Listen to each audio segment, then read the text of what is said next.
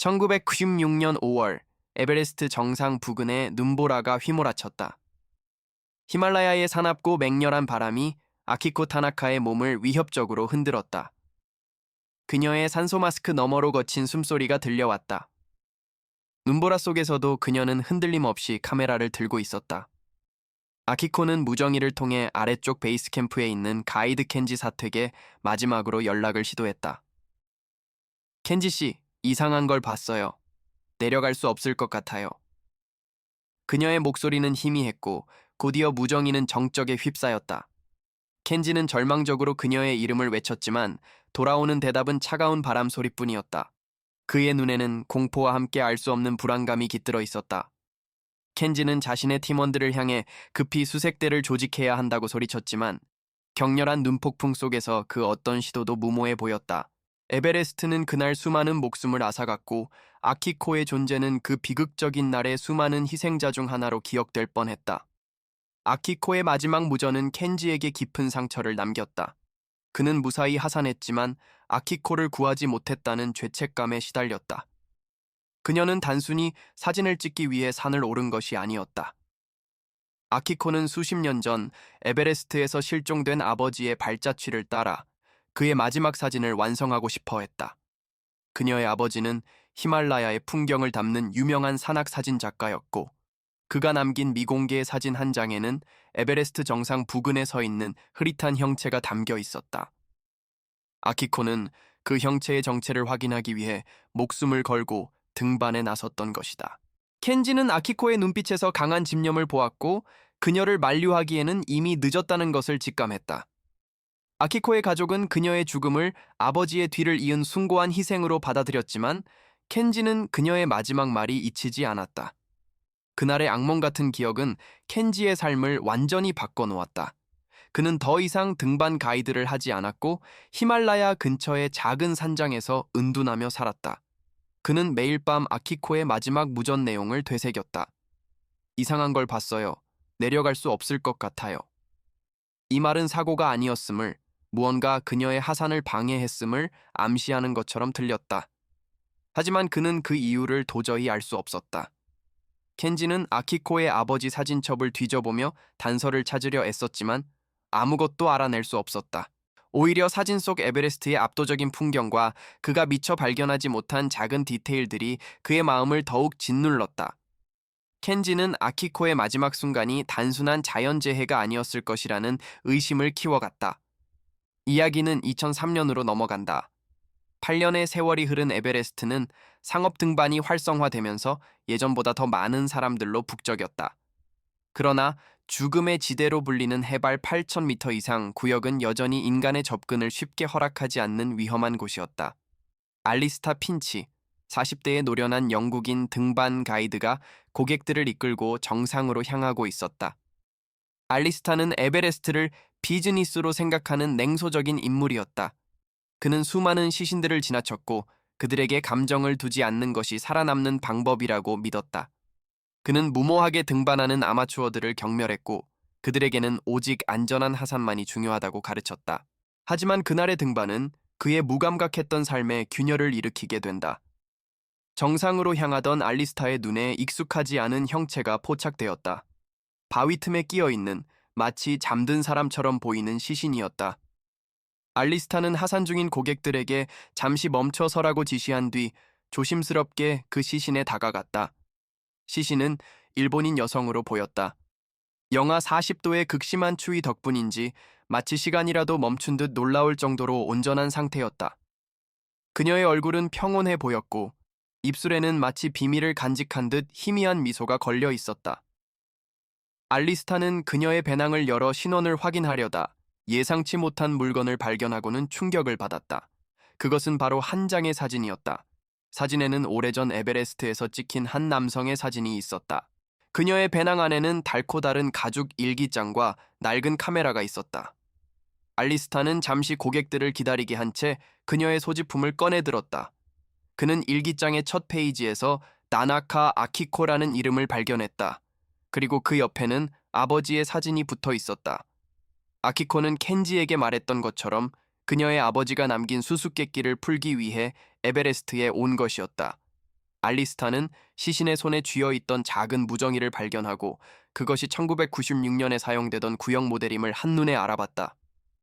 1996년 에베레스트에서 끔찍한 사고가 있었다는 것을 기억해낸 알리스타는 그녀의 죽음이 사고가 아닐 수도 있다는 불길한 예감에 휩싸였다. 그는 그녀의 소지품을 챙겨들고 다시 고객들에게 돌아갔다. 알리스타는 무거운 발걸음으로 하산했다. 그의 머릿속은 온통 아키코의 일기장과 카메라에 대한 생각으로 가득했다. 그는 베이스 캠프에 도착하자마자 고객들에게 휴식을 취하라고 말한 뒤 혼자 텐트에 들어가 조심스럽게 일기장을 펼쳤다.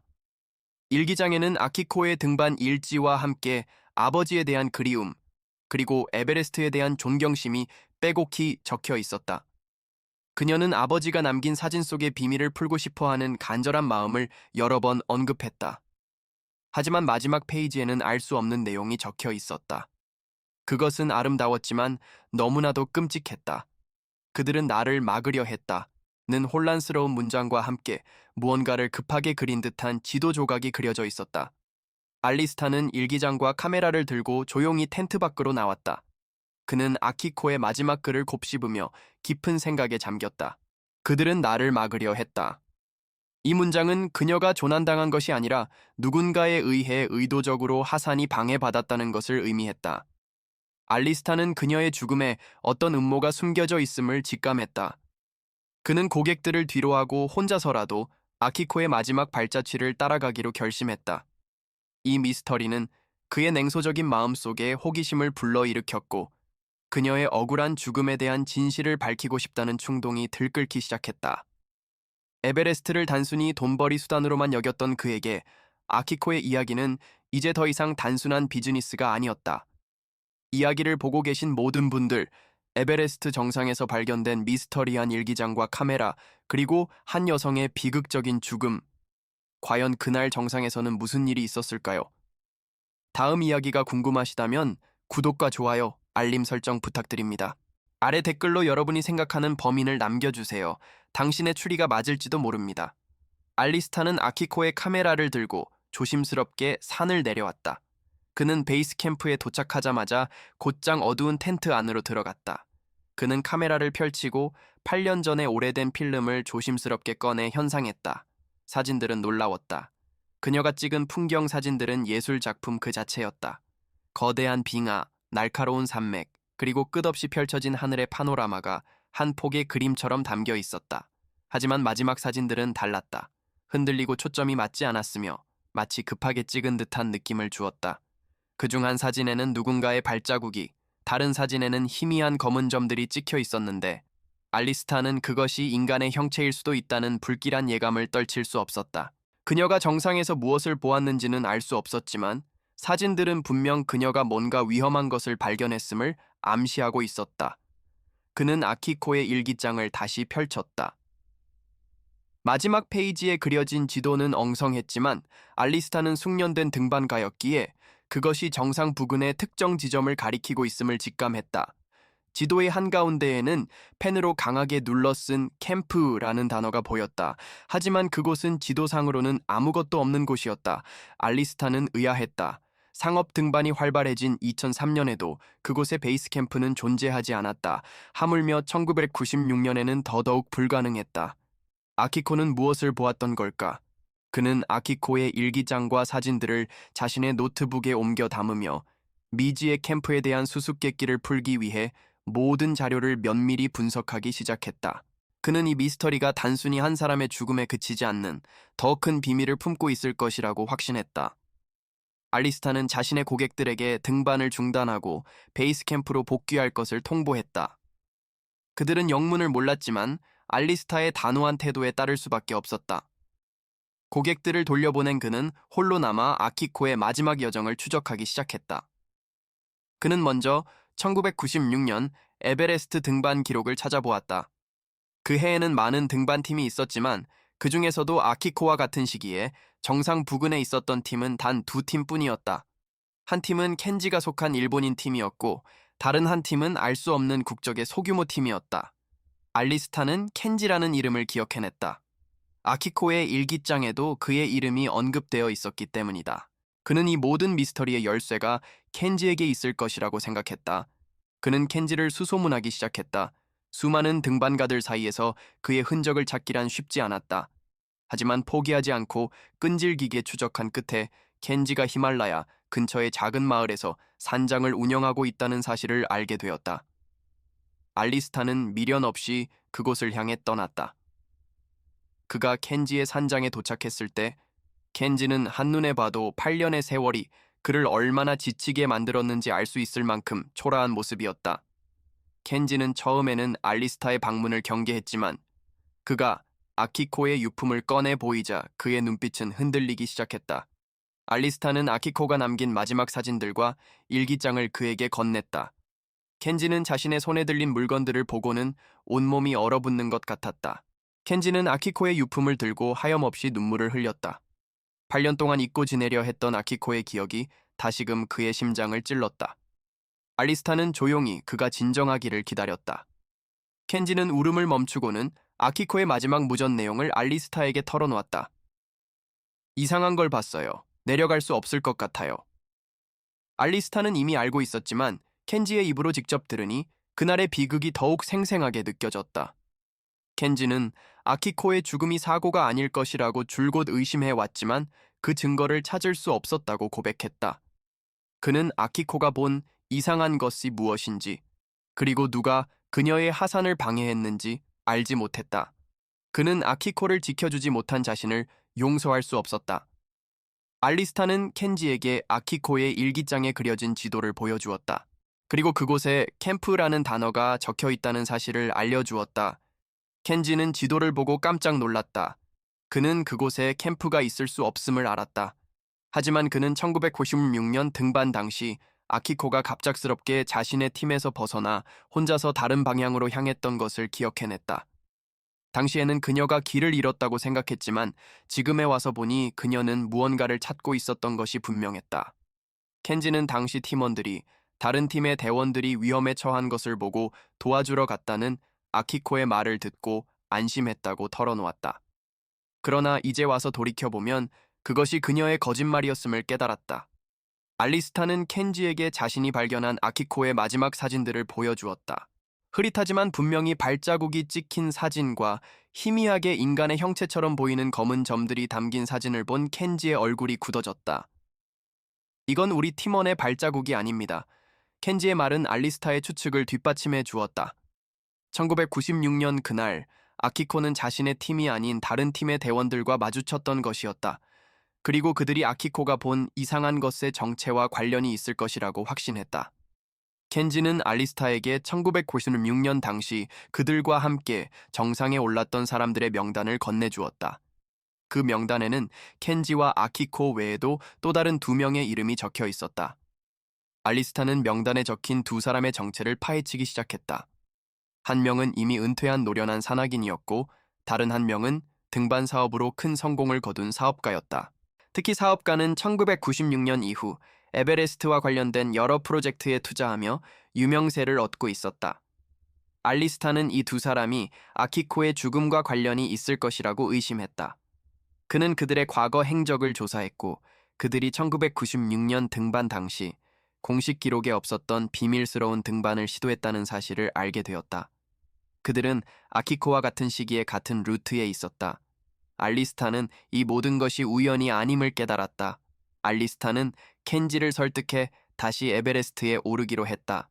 켄지는 8년의 세월 동안 멀리했던 산에 다시 오르는 것을 망설였지만 아키코의 억울한 죽음을 밝히고 싶다는 알리스타의 강한 의지에 결국 동의했다.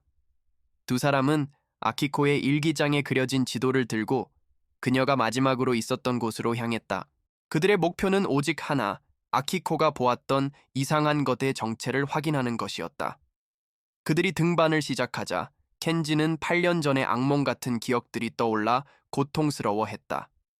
그는 아키코를 혼자 보냈던 자신의 잘못을 후회하며 이번에야말로 그녀의 마지막 길을 함께 가겠다고 다짐했다.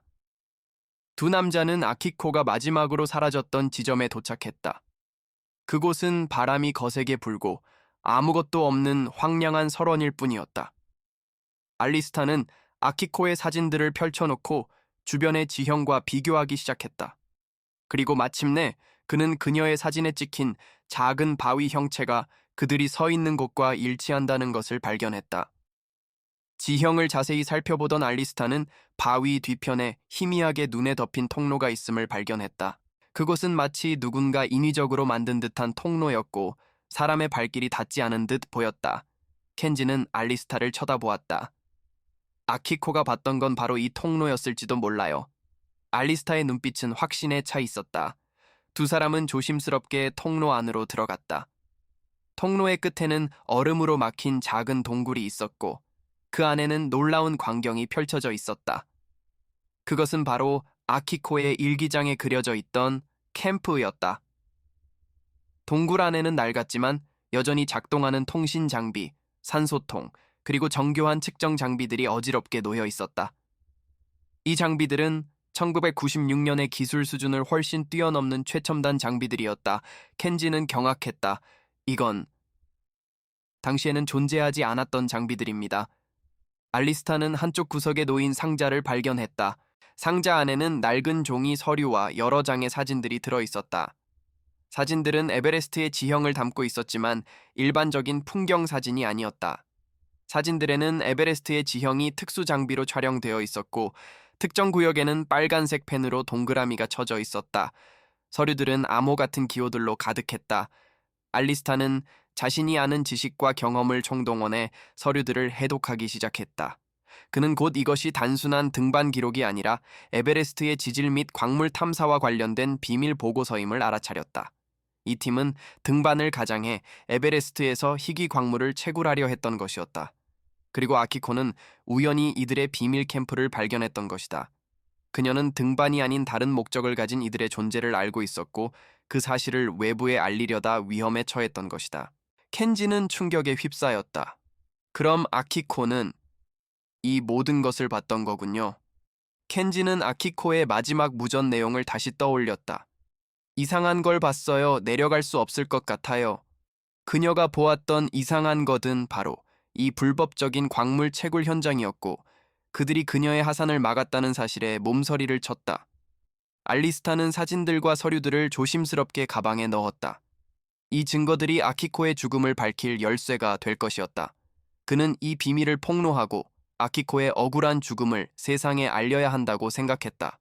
그러나 켄지는 두려움에 떨었다. 그들은 우리를 가만두지 않을 겁니다. 그들은 아키코를 죽였어요. 켄지의 두려움은 정당했다. 그들은 범죄자였고 자신들의 비밀을 지키기 위해 살인도 서슴지 않는 사람들이었다. 알리스타는 켄지를 안심시키며 이 진실을 밝히는 것이 아키코의 명예를 회복시키는 유일한 길이라고 설득했다.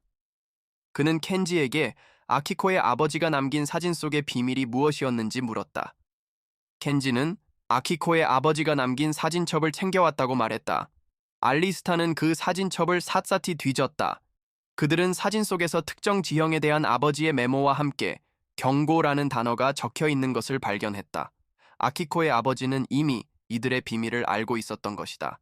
그는 이 비밀을 아키코에게 전하려 했던 것이 아니라 오히려 그녀가 위험에 빠질까봐 경고하려 했던 것이었다. 알리스타와 켄지는 비밀 캠프를 빠져나와 베이스 캠프로 복귀했다.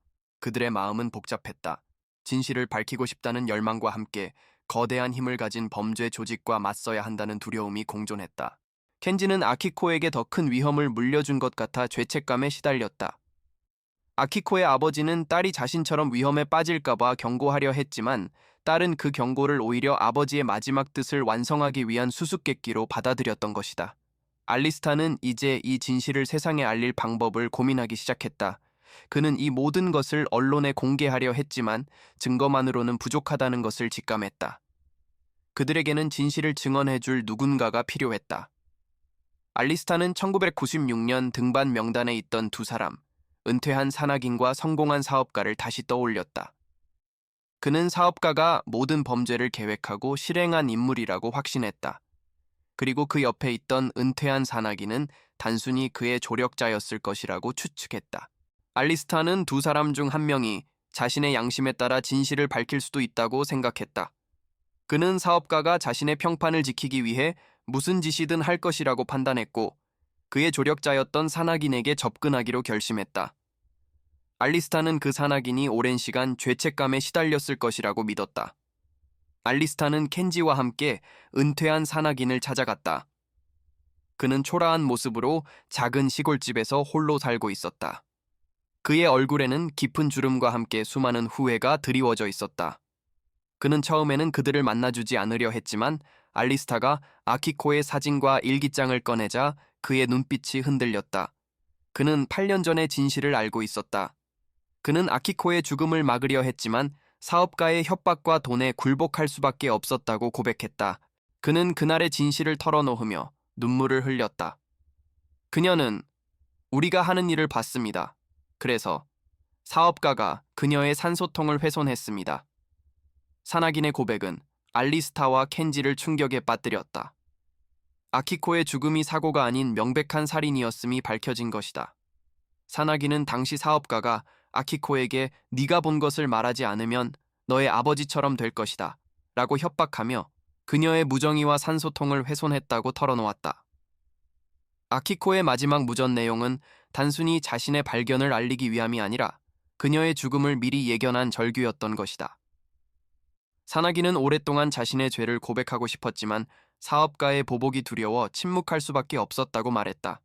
그는 이제 더 이상 숨지 않고 진실을 증언하겠다고 결심했다. 알리스타는 산악인의 증언을 모두 녹음했다. 이제 그들은 진실을 밝힐 결정적인 증거를 확보했다.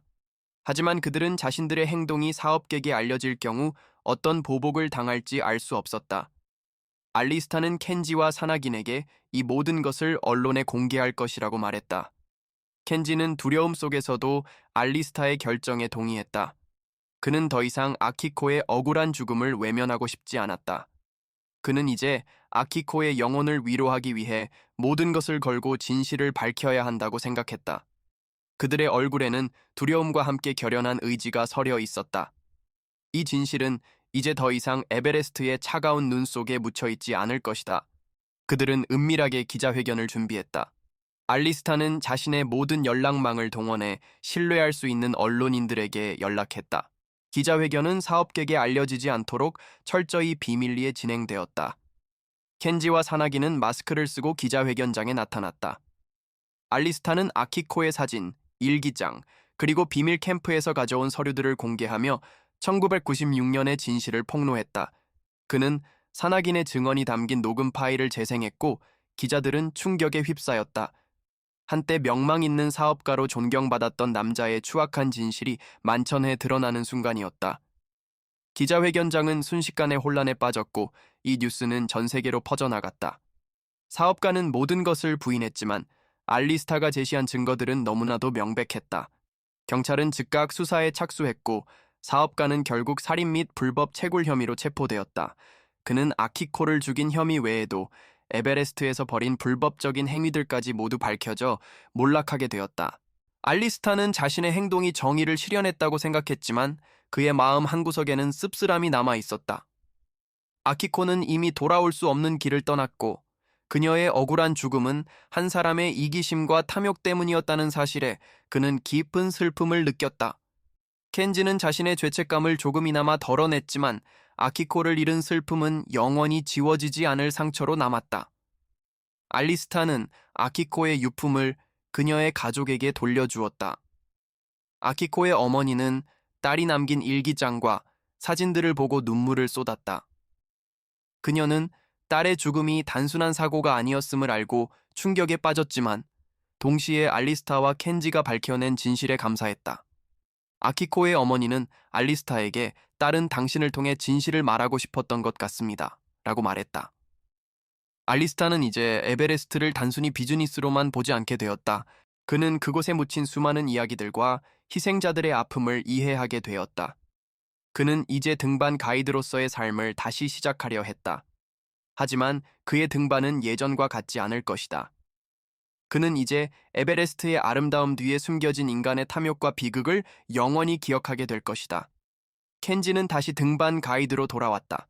그는 더 이상 은둔하지 않고 젊은 등반가들에게 에베레스트의 위험뿐만 아니라 그곳에 담긴 수많은 이야기들을 들려주었다.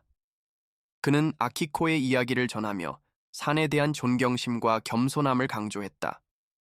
그는 아키코의 죽음을 헛되이 하지 않기 위해 산을 통해 삶의 소중함을 가르치는 등반가가 되었다. 켄지는 매년 아키코가 사라졌던 지점에 찾아가 그녀를 추모했다. 그는 더 이상 죄책감에 시달리지 않았다. 대신 그녀를 영원히 기억하며 그녀의 명예를 지키기 위해 노력했다. 그의 삶은 아키코의 죽음으로 인해 고통스러웠지만 동시에 의미 있는 방향으로 나아가게 되었다. 진실은 밝혀졌지만 모든 것이 해결된 것은 아니었다. 에베레스트는 여전히 그들의 비밀을 품고 있었다. 알리스타는 아키코의 유품을 들여다보며 그녀의 아버지가 남긴 경고의 의미를 다시금 곱씹었다. 그는 아버지의 경고가 단순히 비밀 캠프에 대한 것이 아니라 인간의 탐욕이 자연의 순수함을 얼마나 쉽게 더럽힐 수 있는지를 깨달으라는 더 큰 메시지였음을 알게 되었다. 그는 이제 사진작가로서 에베레스트의 진정한 아름다움을 담아내고 싶어 했다.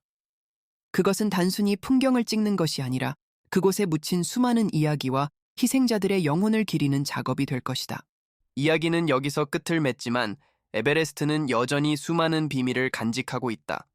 이 이야기는 인간의 탐욕이 얼마나 무서운 결과를 초래할 수 있는지, 그리고 한 사람의 작은 용기가 거대한 진실을 밝힐 수 있다는 것을 보여준다. 아키코의 죽음은 헛되지 않았다. 그녀의 용기 있는 마지막 행동은 알리스타의 냉소적인 마음을 흔들었고 켄지의 오랜 죄책감을 덜어주었다. 그리고 그녀는 결국 진실을 세상에 드러내는 데 성공했다. 에베레스트는 이제 그녀의 용기를 기억할 것이다. 알리스타는 아키코의 일기장과 사진들, 그리고 비밀 캠프에서 가져온 서류들을 들고 에베레스트를 내려오는 내내 깊은 생각에 잠겼다. 그의 마음은 혼란스러웠다. 진실을 알게 된 기쁨과 함께 이 모든 것을 세상에 공개했을 때 닥칠 위험에 대한 불안감이 뒤섞여 있었다. 그는 이제 에베레스트를 단순히 하나의 산이 아닌 인간의 추악한 욕망이 숨겨져 있는 거대한 무덤처럼 느끼기 시작했다. 그는 이 진실을 밝히는 것이 아키코의 억울함을 풀어주는 유일한 길이라고 믿었지만 동시에 그가 사랑하는 사람들을 위험에 빠뜨릴 수도 있다는 생각에 주저했다. 하지만 그의 등 뒤에 놓인 아키코의 유품은 그에게 망설일 틈을 주지 않았다. 그는 켄지에게 이 모든 것을 언론에 공개하겠다고 말했다. 켄지의 얼굴에는 두려움과 안도가 교차했다. 그는 지난 8년간 자신을 짓눌렀던 죄책감에서 벗어날 수 있다는 희망에 들떴지만 동시에 진실을 밝히는 과정에서 겪게 될 고통을 두려워했다. 켄지는 알리스타에게 그들은 힘이 있는 사람들입니다. 우리가 이긴다고 장담할 수 없어요 라고 말했다. 알리스타는 켄지의 손을 잡고 하지만 진실은 힘을 가지고 있습니다. 우리는 아키코의 용기를 증언해야 합니다. 라고 단호하게 말했다. 그들의 눈빛에는 굳건한 결의가 담겨 있었다. 두 사람은 이 길의 끝에 무엇이 있을지 알지 못했지만 더 이상 도망치지 않기로 결심했다. 그들은 히말라야 근처의 작은 도시로 돌아와 은밀하게 기자회견을 준비했다.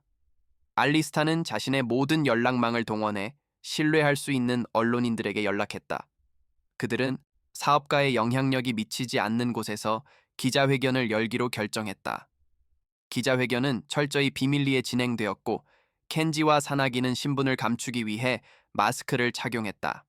그들은 자신들의 안전을 위해 최대한 신중하게 움직였다. 이 모든 과정은 긴장의 연속이었고 그들은 매 순간 누군가에게 감시당하고 있다는 불길한 느낌을 떨칠 수 없었다. 하지만 아키코의 억울한 죽음을 생각하며 그들은 두려움을 이겨냈다. 기자회견 당일, 기자회견장은 예상치 못한 수많은 기자들로 붐볐다. 알리스타는 아키코의 사진, 일기장, 그리고 비밀 캠프에서 가져온 서류들을 공개하며 1996년의 진실을 폭로했다. 그는 아키코가 불법 채굴 현장을 목격했고 그 사실을 숨기기 위해 살해당했음을 설명했다. 기자들은 충격에 휩싸였고 기자회견장은 술렁이기 시작했다.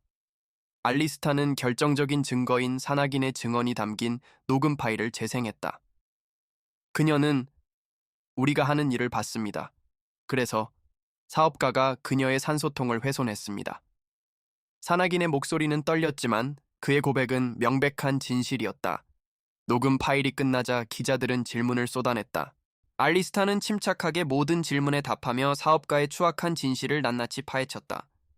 그는 사업가가 아키코의 아버지가 남긴 경고를 자신의 이익을 위해 이용하려 했다는 사실까지 폭로했다.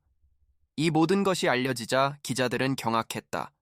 한때 명망 있는 사업가로 존경받았던 남자의 추악한 진실이 만천에 드러나는 순간이었다. 뉴스는 전 세계로 퍼져나갔고 사업가는 순식간에 추락했다. 그의 회사는 주가가 폭락했고 그는 모든 명성을 잃게 되었다. 경찰은 즉각 수사에 착수했고 사업가는 결국 살인 및 불법 채굴 혐의로 체포되었다. 그는 모든 것을 부인했지만 알리스타가 제시한 증거와 산악인의 증언은 너무나도 명백했다. 사업가는 법의 심판을 받게 될 것이고 그의 범죄는 역사의 한 페이지에 기록될 것이다. 이 모든 것을 지켜보던 알리스타와 켄지는 씁쓸한 미소를 지었다. 정의는 실현되었지만 아키코는 이미 돌아올 수 없는 길을 떠났기 때문이다. 아키코의 죽음은 한 사람의 이기심과 탐욕 때문이었다는 사실에 그들은 깊은 슬픔을 느꼈다. 클라이맥스는 단지 사업가의 몰락으로 끝나지 않았다. 이 사건은 1996년 에베레스트 조난 사고에 숨겨진 진실을 밝혀내며 그날 희생된 수많은 사람들의 죽음에도 의문점을 던졌다. 알리스타는 이 사건을 통해 에베레스트의 아름다움 뒤에 숨겨진 인간의 욕망과 비극을 깨달았다. 그는 이제 에베레스트를 단순히 비즈니스로만 보지 않게 되었다. 그는 그곳에 묻힌 수많은 이야기들과 희생자들의 아픔을 이해하게 되었다. 그는 아키코의 유품을 들여다보며 그녀의 아버지가 남긴 경고의 의미를 다시금 곱씹었다. 그는 이 모든 비극이 인간의 탐욕에서 비롯되었음을 알게 되었다. 이 모든 사건을 통해 알리스타는 내면의 변화를 겪었다. 그는 더 이상 냉소적인 등반 가이드가 아니었다.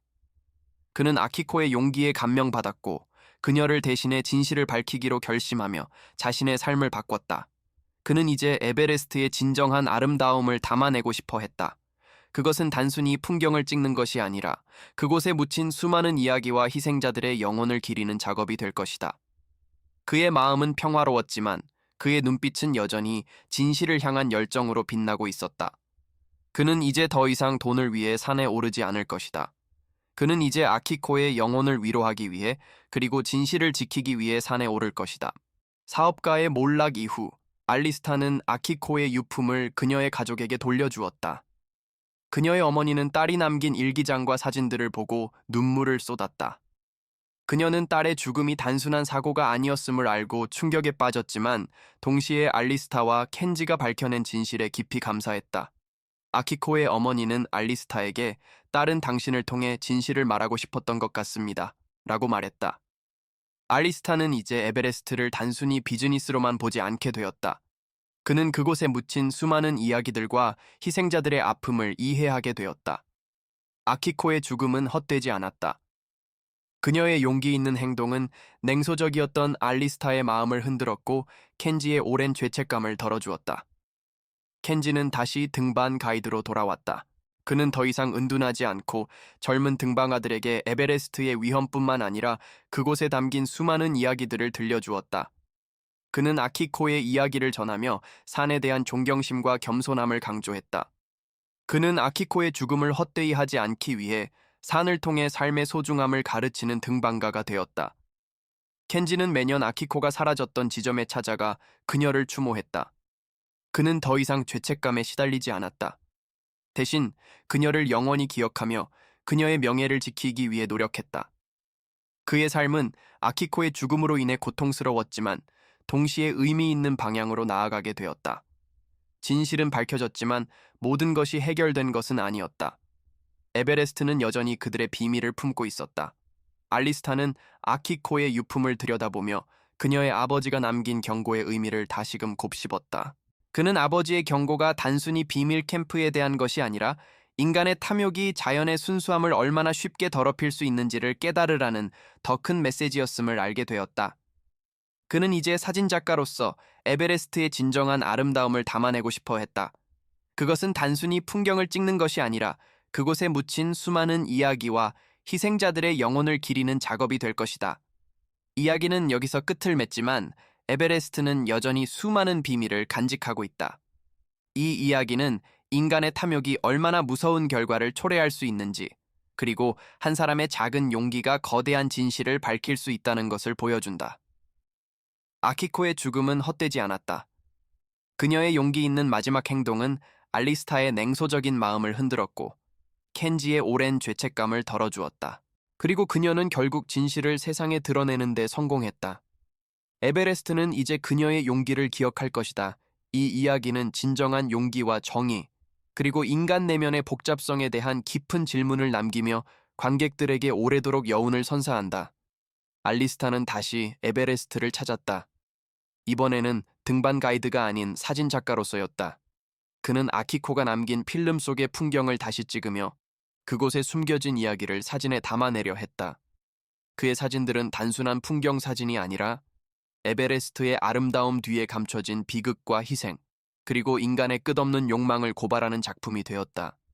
그는 이 사진들을 모아 아키코의 마지막 여정이라는 제목의 전시회를 열었다. 전시회는 큰 반향을 일으켰고 수많은 사람들이 아키코의 이야기를 알게 되었다. 그녀의 삶은 이제 전설이 되었고 그녀의 용기는 영원히 기억될 것이다. 켄지는 자신의 산장에서 젊은 등반가들에게 아키코의 이야기를 전했다.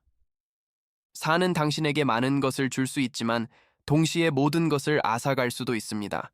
산을 존경하고 당신의 동료를 존중하세요. 그의 말은 등반가들의 가슴에 깊은 울림을 주었다. 그는 아키코를 통해 배운 가장 큰 교훈, 즉 생명의 소중함과 진실의 중요성을 사람들에게 전했다. 그는 이제 아키코의 영혼을 위로하는 산악인으로서 그리고 그녀의 이야기를 영원히 지키는 증언자로서의 삶을 살게 되었다.